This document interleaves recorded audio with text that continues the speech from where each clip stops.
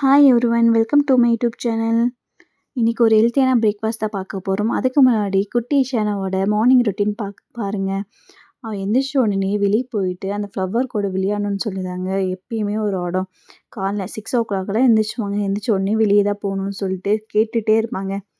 வெளியே கூப்பிட்டு போனாலே பாருங்க அந்த பூவோட விளையாடிட்டே தான் இருப்பாங்க. வான்னு சொன்னால் கூட வரவே மாட்டாங்க. பசிச்சா மட்டும்தாங்க அம்மா அம்மான்னு சொல்லிட்டு வருவான். இல்லைன்னா அதே பூவோடவே விளையாடிட்டே இருப்பாங்க.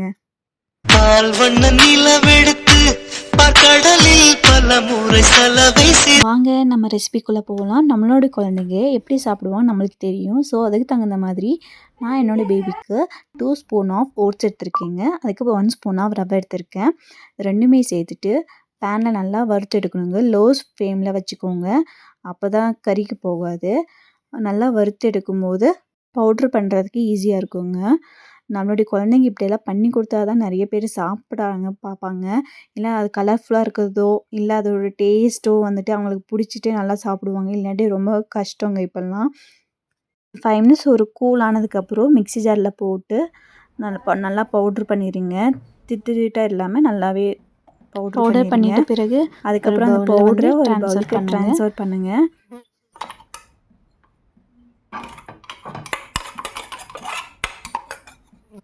பேன்கேக் ஸ்வீட்னஸ்க்காக நான் ஒரு 5 to 6 பிளாக் கிரேப்ஸ் எடுத்திருக்கேங்க. அதுக்கப்புறம் ஒரு 2 டேட்ஸ் எடுத்து அது கூட நான் மில்க் மிக்ஸ் பண்ணியிருந்தேன். அதை நான் காமிக்கல. மில்க் ஆர் வாட்டர் என்ன வேணால் மிக்ஸ் பண்ணிக்கோங்க. மிக்ஸ் பண்ணிவிட்டு மிக்ஸி ஜாரில் நல்லா அரைப்பட்டுட்டு அந்த பவுலில் போட்டுக்கோங்க. அதுக்கப்புறம் நான் ஒரு எக் எடுத்திருக்கேன். எக்கு போட்டு நல்லா மிக்ஸ் பண்ணிக்கோங்க.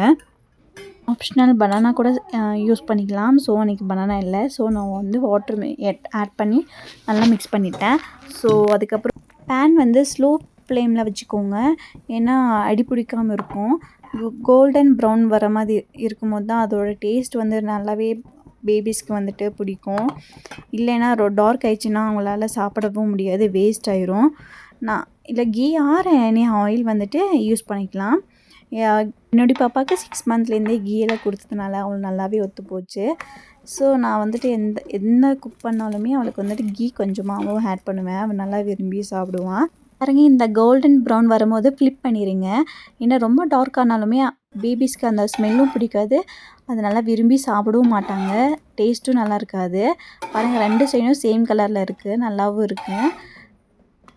Super soft and naturally sweet pancake ரெடிங்க.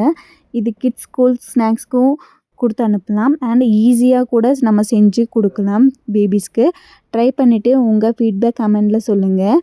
Subscribe பண்ணுங்கள் for more healthy recipe. See you in the next video.